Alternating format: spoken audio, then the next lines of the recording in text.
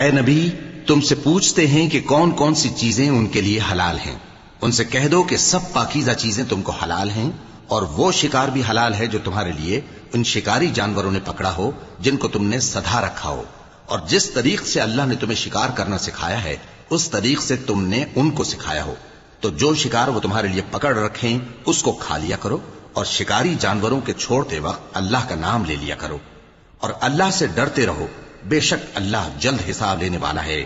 آج تمہارے لیے سب پاکیزہ چیزیں حلال کر دی گئیں، اور اہل کتاب کا کھانا بھی تم کو حلال ہے اور تمہارا کھانا ان کو حلال ہے، اور پاک دامن مومن عورتیں اور پاک دامن اہل کتاب عورتیں بھی حلال ہیں، جبکہ ان کا مہر انہیں دے دو، اور نکاح سے عفت قائم رکھنی مقصود ہو، نہ کہ کھلی بدکاری کرنی اور نہ چھپی دوستی کرنی۔ اور جو شخص ایمان کا منکر ہوا اس کے عمل ضائع ہو گئے اور وہ آخرت میں نقصان پانے والوں میں ہوگا۔ مومنو،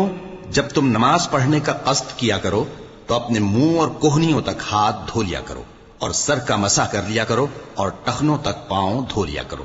اور اگر جنابت کی حالت میں ہو تو نہا کر پاک ہو جایا کرو، اور اگر بیمار ہو یا سفر میں ہو یا کوئی تم میں سے بیت الخلا سے ہو کر آیا ہو یا تم نے عورتوں سے مقاربت کی ہو،